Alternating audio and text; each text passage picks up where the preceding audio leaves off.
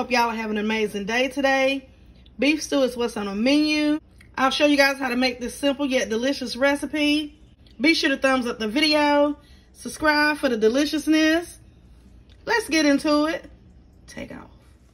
Let's go ahead and go over the ingredients. I have my chuck roast, bell peppers, onions, garlic, celery, carrot, garlic and 2 bay leaves, some thyme, my potatoes. Gonna be using the Lipton beef packs and a can of beef consommé. And remember, I have a full list of all the ingredients down in the description box. Let's get into it. I'm gonna start by adding some of this Worcestershire sauce to my meat.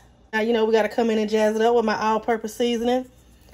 I have a no salt option available. You can get that at aprilsjazzyspice.com.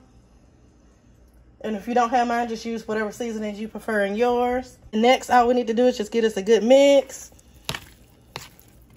Now that that's all seasoned up to your liking, you want to go ahead and add in some flour.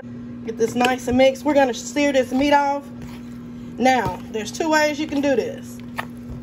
If you don't have time to sear your meat, you can go ahead and just add your meat to your crock pot before you add the flour, and then go ahead and start from there. But to lock in that flavor and get the best flavor, it's going to be to sear the meat nice and brown on each side. Our oil is nice and hot. I'm going to go ahead and place your meat down into that.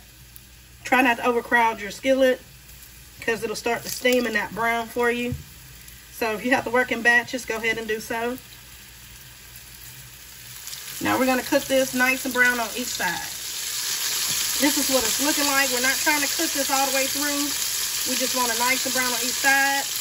And once that's done, go ahead and remove it from the skillet. And if you're working in batches, if you feel like you need to add a little bit more oil, go ahead and do so. I'm going to remove this and start on my second batch. Our meat is nice and brown. Let's go ahead and head over to that crock pot. You want to go ahead and get your veggies in.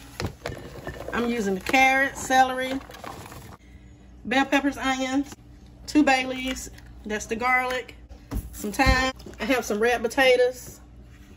You can use whatever potatoes you have on hand, russet. That'll work as well. Get your potatoes in. I'll be using 2 packs of the Lipton onion soup mix. I love that stuff, y'all. If you know, you know. Going in with a can of diced tomatoes. Go ahead and add in your meat. I'm using 1 can of beef consommé. Add that. And some beef broth. I'll leave full measurements down in that description box as well. Going in with some of my all-purpose seasoning. Now you just want to come in and mix it.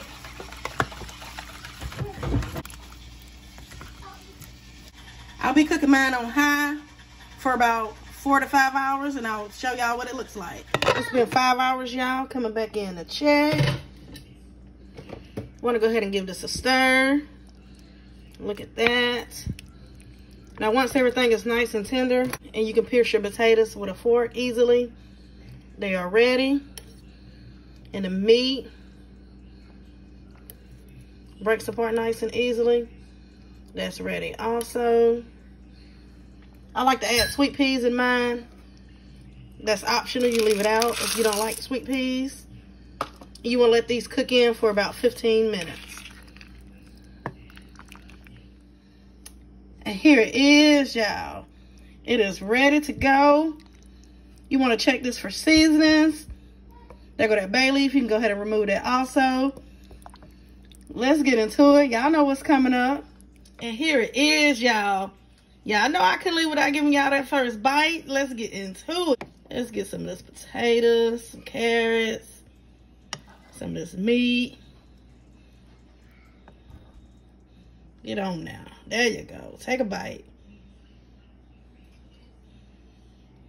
Simple yet delicious crock pot edition. Now, if you want to do this on the stovetop, I do have a recipe for that also. And I'll link that down in the description box below. Go ahead and take another bite. I want to thank you guys for watching. Be sure to thumbs up the video. Leave your girl a comment. Subscribe for this deliciousness. Y'all know the vibe. Be blessed.